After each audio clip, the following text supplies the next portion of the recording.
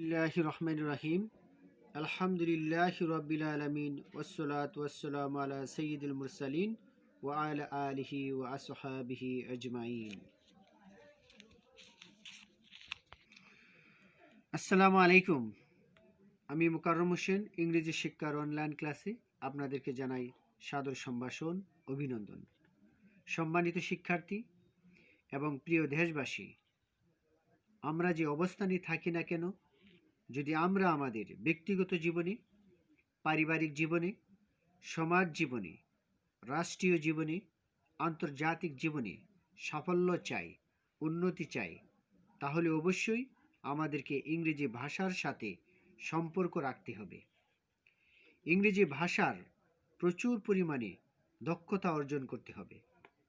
শুধুমাত্র মুষ্টিমেয় কিছু লোক ইংরেজি ভাষায় দক্ষ হয়ে ইংরেজি বললে চলবে না। আমাদের দেশের প্রতিটি নারী পুরুষ, শিক্ষিত অশিক্ষিত, সবাইকে ইংরেজি ভাষা চর্চা করতে হবে, ইংরেজি ভাষার দক্ষতা অর্জন করতে হবে, সঠিকভাবে ইংরেজিতে কথা বলতে হবে। আর এটা তখনই সম্ভব হবে যখন আমরা ইংরেজি ভাষাকে আমাদের সমাজে সার্বিকভাবে ব্যবহার করব, প্রয়োগ করব, লালন করব। আর মনে রাখতে হবে, আমাদের মাতৃভাষা বাংলাকে সর্বোচ্চ মর্যাদা দিয়ে ইংরেজিকে দ্বিতীয় ভাষা হিসাবে ব্যবহার করতে হবে। তাই আমাদের দেশে স্কুল কলেজের প্রচলিত গ্রামার বিদ্যার পাশাপাশি ভিন্ন উপায়ে একটি গতিশীল ও পূর্ণাঙ্গ পদ্ধতি অনুসরণ করতে হবে। এবং আরেকটি কথা মনে রাখতে হবে, একাডেমিক ইংলিশ এবং স্পোকেন ইংলিশের মধ্যে কোনো বিরোধ বা পার্থক্য সৃষ্টি করা যাবে না। বরং স্পোকেন ইংলিশের নিয়মকানুনগুলো ভালোভাবে জানা থাকলে একাডেমিক ইংলিশ বোঝা অতি সহজ। বিশেষভাবে মনে রাখতে হবে, ইংরেজির সব কিছু নির্ভর করে অর্থ বোঝার উপর। অর্থ বুঝলে ইংরেজির সকল সমস্যা অনেকাংশে সমাধান হয়ে যায়। তাই গতানুগতিক মুখস্থবিদ্যার অভ্যাস পরিহার করে অর্থ বোঝার জন্য কিছু সঠিক কলা কৌশল অবলম্বন করতে হবে। আমরা অবশ্যই মুখস্থ করব, কিন্তু সেটা অর্থ বোঝার মাধ্যমে। আর অর্থ বুঝলে মুখস্থ করাটা অতি সহজ হয়। সম্মানিত শিক্ষার্থী, আপনাদের কাছে একটা বিশেষ অনুরোধ, সমাজ ও দেশের উন্নয়নের জন্য ইংরেজি ভাষার এই চ্যানেলটি এগিয়ে নেওয়ার জন্য দয়া করে সাবস্ক্রাইব করবেন। সম্মানিত শিক্ষার্থী, আজকে আমরা বিএর তৃতীয় ক্লাস করব। আমরা দুটি ক্লাস করেছি বিএর উপর, আজকের ক্লাসটা হবে তৃতীয় ক্লাস। এভাবে ধারাবাহিক আরও কয়েকটি ক্লাস বিএর উপর হতে পারে, যাতে আমরা বি দিয়ে সমস্ত ইংরেজি ভালোভাবে বুঝতে পারি। তোমরা লেখা আছে যে বি এর ব্যবহার। আমরা একটা স্ট্রাকচার দেখি, subject plus can be plus noun অথবা অ্যাডজেক্টিভ অথবা অ্যাডজেক্টিভ প্লাস নাউন।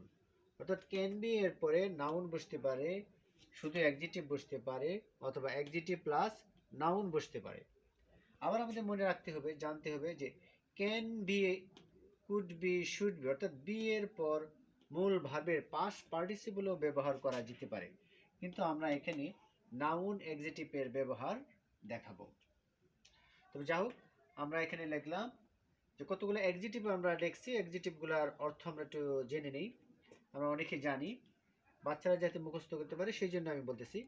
ব্রেভ সাহসী, অ্যাম্বিশাস উচ্চ বিলাসী, অ্যাংরি রাগান্বিত, অ্যাসেন্ডেন্ট উদীয়মান, অ্যাস্ট্রোসাস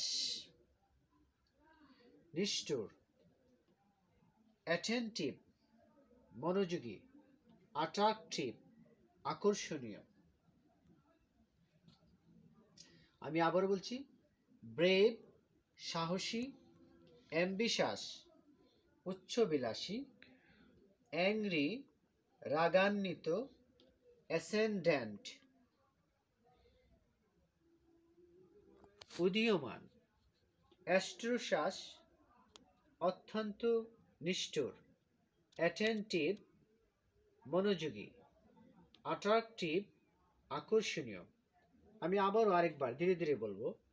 ব্রেভ সাহসী, অ্যাম্বিশাস উচ্চবিলাসী, অ্যাংরি রাগান্বিত, অ্যাসেন্ডেন্ট উদীয়মান, অ্যাস্ট্রোশ্বাস অত্যন্ত নিষ্ঠুর, অ্যাটেন্টিভ মনোযোগী, অ্যাট্রাকটিভ আকর্ষণীয়।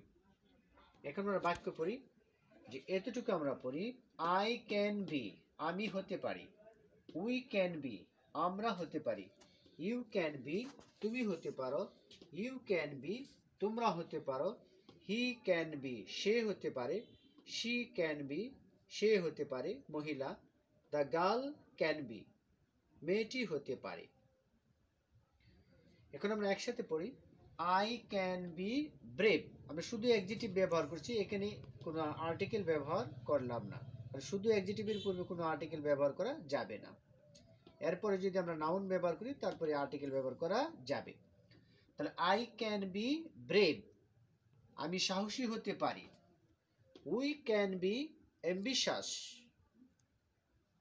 আমরা উচ্চ বিলাসী হতে পারি, ইউ ক্যান বি অ্যাংরি তুমি রাগান্বিত হতে পারো, ইউ ক্যান বি অ্যাসেন্ডেন্ট তুমি উদীয়মান হতে পারো, হি ক্যান বি অ্যাস্ট্রোশ্বাস সে অত্যন্ত নিষ্ঠুর হতে পারে, শি ক্যান বি অ্যাটেন্টিভ সে মনোযোগী হতে পারে, the girl can be attractive. আমরা আরেকটা বাক্য দেখে নিই,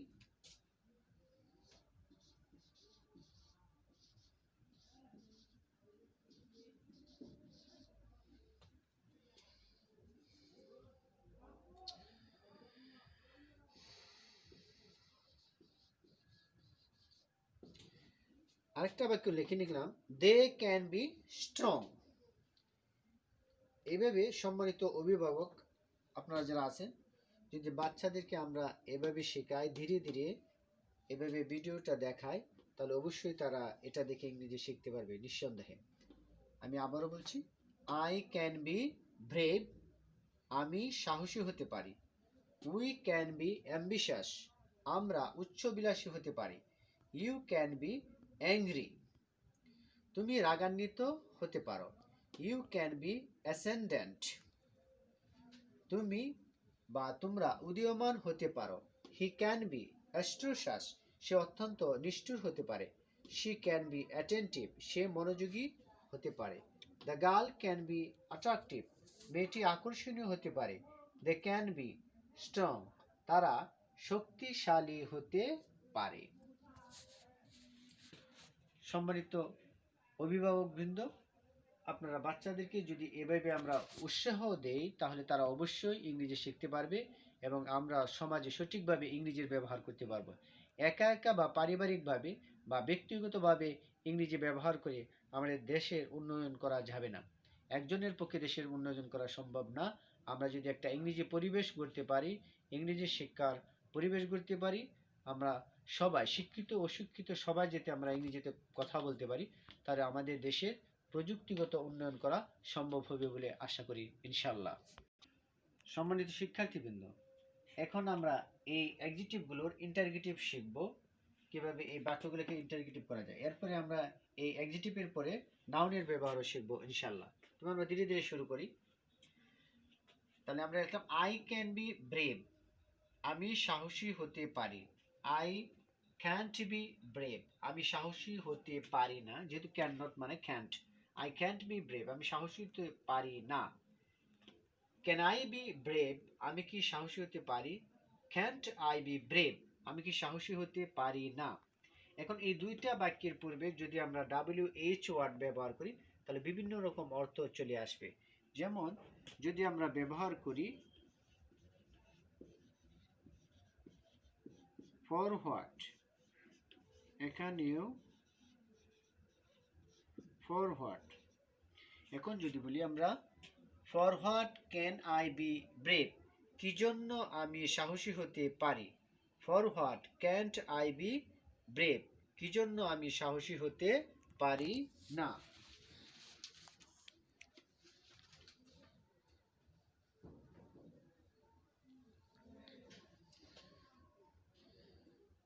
এখন যদি আমরা এখানে আমরা হোয়েন ব্যবহার করি, তাহলে অর্থ আসবে when can I B brave, কখন আমি সাহসী হতে পারি। When can't I B brave, কখন আমি সাহসী হতে পারি না।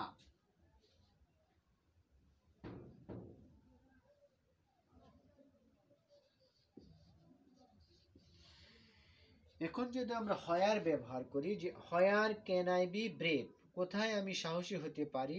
হয়ার ক্যান্ট আই বি ব্রেভ, কোথায় আমি সাহসী হতে পারি না।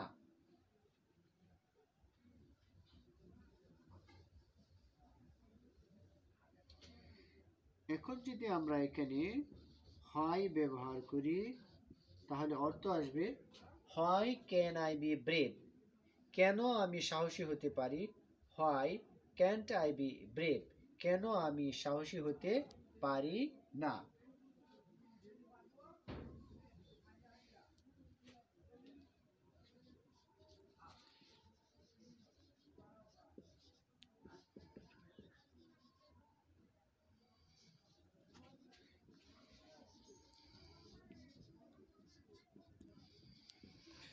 এখন আমরা ব্যবহার করলাম in which time. In which time অর্থ হলো কোন সময়, তাহলে in which time can I B brave, কোন সময় আমি সাহসী হতে পারি। In which time can't I B brave, কোন সময় আমি সাহসী হতে পারি না।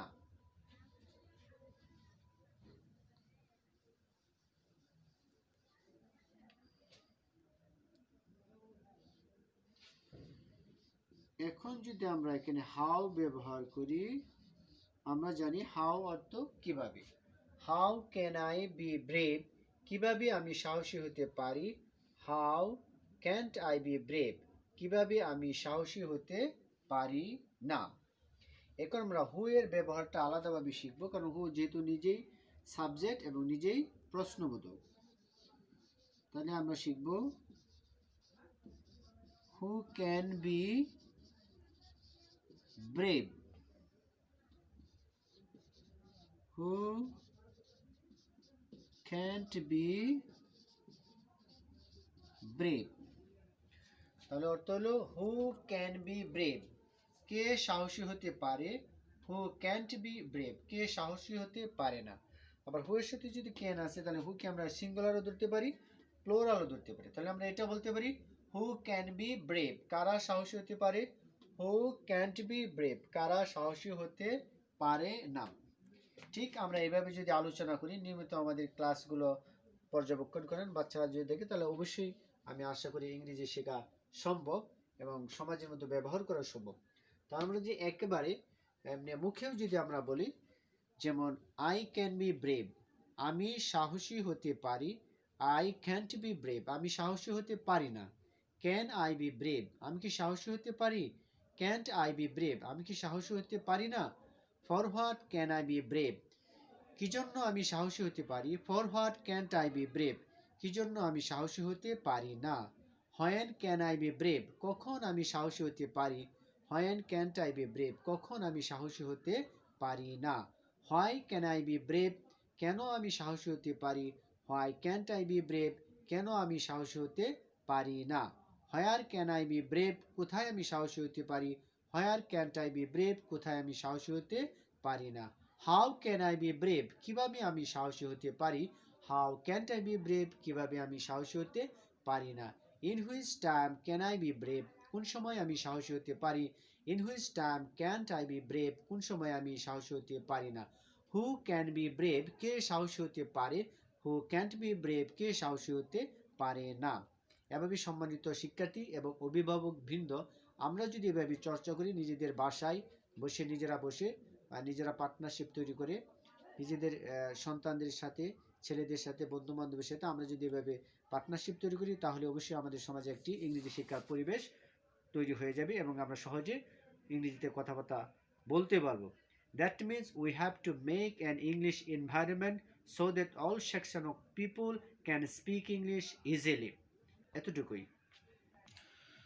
সম্মানিত শিক্ষার্থী, এখন আমরা একই জিনিসগুলো আগে যেভাবে ব্যবহার করছি, ঠিক এগুলাকেও আমরা সেই ডাব্লিউএস ভাবে ব্যবহার করতে পারবো। তোমরা সময়ের সংক্ষিপ্ততার কারণে আমরা শুধু নর্মাল ব্যবহারগুলো করব। যেমন ক্যানের যে ব্যবহারটা করলাম হোয়াট হোয়েন দিয়ে, এই সবগুলাকে একইভাবে ব্যবহার করা যাবে। যেমন I could be attentive, can ছিল প্রেজেন্ট আর কুড হচ্ছে পাস্ট। আই ক্যান বি মানে আমি হতে পারি, আর আই কুড বি মানে আমি হতে পারতাম। তাহলে আই কুড বি অ্যাটেন্টিভ, আমি মনোযোগী হতে পারতাম। এটাকে যদি জাস্ট আগের মতোই করি, আই কুডন্ট বি অ্যাটেন্টিভ, আমি মনোযোগী হতে পারতাম না। কুড আই বি অ্যাটেন্টিভ, আমি কি মনোযোগী হতে পারতাম? For what could I be attentive, কি জন্য আমি মনোযোগী হতে পারতাম? For what couldn't I be attentive, কি জন্য আমি মনোযোগী হতে পারতাম না। এভাবে ঠিক ক্যানের আগের মতনই আমরা ব্যবহার করতে পারবো ইনশাল্লাহ। তারপরে হলো উই মে বি অ্যাম্বিশাস, মে মানে ভার্বের প্রেজেন্ট ফর্ম, মে মানে হতে পারে, সম্ভাবনা, মানে 50%, খুব বেশি না। তা উই মে বি অ্যাম্বিশাস, আমরা উচ্চ বিলাসী হতে পারি, হতে পারি আবার নাও হতে পারি। তাহলে উই মেন্ট বি অ্যাম্বিশাস, আমরা উচ্চ বিলাসী হতে পারি না। মে উই বি অ্যাম্বিশাস, আমরা কি উচ্চ বিলাসী হতে পারি? আমি প্রশ্নবোধক আকারে বলছি, আপনারা অবশ্যই বুঝতে পারতেছেন। For what may we be ambitious, কি জন্য আমরা উচ্চবিলাসী হতে পারি, ঠিক এই ক্যানের মতো ব্যবহার। তাহলে আমরা এখন সহজভাবে বলি, ইউ মাইট বি অ্যাক্টিভ, তুমি কর্মঠ হতে পারতে। মে মানে পাস্ট, মে মানে প্রেজেন্ট, মাইট হলো পাস্ট, তাহলে পারতে। ইউ মাইট বি অ্যাক্টিভ, তুমি কর্মঠ হতে পারতে। এখন ইউ মাস্ট বি কনফিডেন্ট, তুমি অবশ্যই আত্মবিশ্বাসী হবে। আর যদি বলি আই মাস্ট বি কনফিডেন্ট, তাহলে আমি অবশ্যই আত্মবিশ্বাসী হব। হি মাস্ট বি কনফিডেন্ট, সে অবশ্যই আত্মবিশ্বাসী হবে। তাহলে আমরা বুঝতে পারছি মাস্ট মানে অবশ্যই। হি শুড বি অনেস্ট, তার সৎ হওয়া উচিত। শুড বি মানে উচিত, আই শুড বি অনেস্ট, আমার সৎ হওয়া উচিত। হি শুড বি অনেস্ট, তার সৎ হওয়া উচিত। দে শুড বি অনেস্ট, তাদের সৎ হওয়া উচিত, ইত্যাদি। আমরা যে বাক্য ব্যবহার করবো, যে সাবজেক্ট ব্যবহার করবো, সেই অনুসারে তার অর্থ হবে। She would be, would be মানে হতো, শি উড বি বিউটিফুল, সে সুন্দরী হতো। ঠিক আমরা এভাবে ক্যান কোডের মতো আগের মতো যদি আমরা ব্যবহার করি, তাহলে আমরা আগের মতনই সবকিছু হট হয়ে দিলে এক একটা বাক্যকে আমরা 28 বার বা 30 বার এক একটা সেন্টেন্সকে আমরা ব্যবহার করতে পারবো ইনশাল্লাহ। আমরা যে আগে ক্যানের ব্যবহারটা যদি আমাদের মনে থাকে, আমরা ওই ব্যবহারটা যদি ভালো করে দেখি, তাহলে এই সবগুলাকে আমরা 28 ভাবে এক একটা বাক্যকে ব্যবহার করতে পারবো। এখন আমরা যে কাজটি করব, এখানে আছে শুধু অ্যাডজেক্টিভ, আমরা অ্যাডজেক্টিভের পর একটা নাউন বসাবো একটি করে, আর তারপরে একটা আর্টিকেল বসে এই বাক্যটাকে শেষ করব, এবং এখানে আমরা এই ক্লাসটা আপাতত আজকের জন্য শেষ করে দেবো ইনশাআল্লাহ। তাহলে I could be attentive student, আমরা দিই student, I could be attentive student. তাহলে যেহেতু আমরা অ্যাডজেক্টিভ আর নাউন দিছি, তাহলে এখানে একটা অবশ্যই একটা আর্টিকেল দরকার। তাহলে যেহেতু এটা বাংলা, তাহলে আমরা এন দেব। তাহলে I could be an attentive student, আমি একজন মনোযোগী ছাত্র হতে পারতাম, কুড যেহেতু। তাহলে উই মে বি অ্যাম্বিশাস, তো এটাও যেহেতু এ, তাহলে এটা নিয়ে আমরা এন দিতে পারি। তা we may be an ambitious person, persons, we may be an ambitious person, তাহলে আমরা উচ্চ বিলাসী ব্যক্তি হতে পারতাম। উই মে বি, যে we may B, sorry we may B যেহেতু, তাহলে প্লোরাল ক্ষেত্রে এখানে আমরা আর্টিকেলের কোনো প্রয়োজন নাই। We may be ambitious persons, আমরা উচ্চবিলাসী ব্যক্তি হতে পারতাম। ইউ মাইট বি অ্যাক্টিভ, তাহলে ইউ যেহেতু আমরা একজন, তাহলে আমরা এ নিতে পারি, you might be an active boy. You might be an active boy, তুমি একজন কর্মঠ বালক হতে পারতে। মাইট যেহেতু পাস, তাহলে পারতে।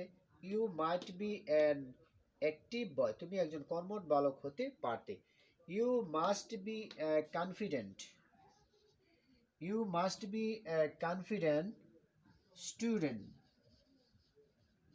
তুমি একজন তুমি অবশ্যই একজন আত্মবিশ্বাসী ছাত্র হবে। ইউ মাস্ট বি মানে অবশ্যই হবে, you must be confident student, তুমি অবশ্যই একজন আত্মবিশ্বাসী ছাত্র হবে। হি শুড বি, এটা যদি এস, এস এর উচ্চারণ যেহেতু হবে না, তাহলে এন, তাহলে আমরা যে দিই ম্যান, অনেস্ট ম্যান। তো he should be an honest man, তার একজন সৎ মানুষ হওয়া উচিত। শুড বি মানে উচিত, he should be an honest man, তার একজন সৎ মানুষ হওয়া উচিত। তাহলে শি দে, শি উড বি এ, যেহেতু beautiful, she would be a beautiful girl, she would be a beautiful girl, সে একজন সুন্দরী বালিকা হতো। সম্মানিত দর্শক এবং অভিভাবকবৃন্দ এবং শিক্ষার্থী, ঠিক আমরা যদি এভাবে বাড়িতে বসে নিজেরা অনুশীলন করি, চর্চা করি, বই পুস্তক খাতা নিয়ে, শুধু ইউটিউবের ক্লাস দেখে নয়, আমরা যদি মুখে মুখে চর্চা করি, বন্ধু বান্ধব নিয়ে, মা বাবা ভাই বোন সবার সাথে এভাবে আমরা আলোচনা করি, তাহলে আমরা অবশ্যই ইংরেজি শিখতে সক্ষম হব। আরেকটি কথা মনে রাখতে হবে সম্মানিত শিক্ষার্থী এবং অভিভাবক বৃন্দ, যে আমরা শুদ্ধভাবে ইংরেজি শিখতে গেলে প্রথমেই শুদ্ধভাবে ইংরেজি শেখা সম্ভব না, কারো পক্ষে সম্ভব না। আমরা যখন ছোটবেলা থেকে ভাষা শিখি তখন কিন্তু ভুলভাবে শিখি। আমরা যদি কোনো কাজ শিখি, কোনো মেকানিক্যাল কাজ, কোনো ফ্যাক্টরির কাজ, কোনো গার্মেন্টসের কাজ শিখি, তখন শুরু করতে হয় ভুলভাবে, ভুল দিয়েই কাজটা শুরু করতে হয়। ভুল ছাড়া শুদ্ধভাবে কাজ করা কোনো কিছুতেই সম্ভব না। হাজারটা ভুলের পরেই আমাদের সফলতার মুখ দেখতে হয়। সুতরাং ভুল দিয়ে শুরু করতে হবে। সুতরাং you have to start your English through mistake. If people laugh at you, don't worry. When you make mistake, you can certainly learn through mistake. অর্থাৎ আমাদের ভুলের মধ্য দিয়ে শিখতে হবে, ভুল ছাড়া শেখা সম্ভব না। আমরা যখন জীবনে প্রথম সাইকেল চালাই তখন আমাদের পা কাটতে হয়, পড়তে হয়, দুই তিনজনে ধরে রাখতে হয়, এরপরেও পড়ে যায়। কিন্তু যখন আমরা চালাতে শিখি তখন আমরা হাত ছেড়েও চালাতে পারি, বিস্কুট খাইতে পারি, অনেক কিছু করতে পারি। ঠিক ইংরেজি শেখাটাও এরকমই, আমাদের ভুলের মধ্য দিয়ে আমাদের ইংরেজি শেখাটা শুরু করতে হবে। আর লজ্জার কোনো কারণ নাই। আর ইংরেজি শেখার যে সবচেয়ে মোস্ট হিন্ড্রেন্স, সবচেয়ে বড় বাধা আমাদের সমাজে, সেই বড় বাধাটা হচ্ছে লজ্জা, জড়তা। লোকে কি বলবে, কে কি বলবে, এটা হচ্ছে সবচেয়ে বড় বড় সমস্যা। আমি ইংরেজি বলবো, কে কি বলবে, এই সমস্যাটাকে দূর করতে হবে, মন থেকে একেবারে আপলোড করতে হবে। অর্থাৎ এই সমস্যাটা ইংরেজিতে বলা হয় নার্ভাসনেস, শাইনেস, ফেয়ারনেস। নার্ভাসনেস মানে জড়তা, শাইনেস লজ্জা, ফেয়ারনেস মানে ভয়। তাহলে এই তিনটা জিনিস কমপ্লিটভাবে আপনার হৃদয় থেকে বাদ দিতে হবে, একটা লাথি মেরে বের করে দিতে হবে। You have to remove nervousness, shyness. সম্মানিত শিক্ষার্থী এবং অভিভাবকবৃন্দ, thank you for staying with me.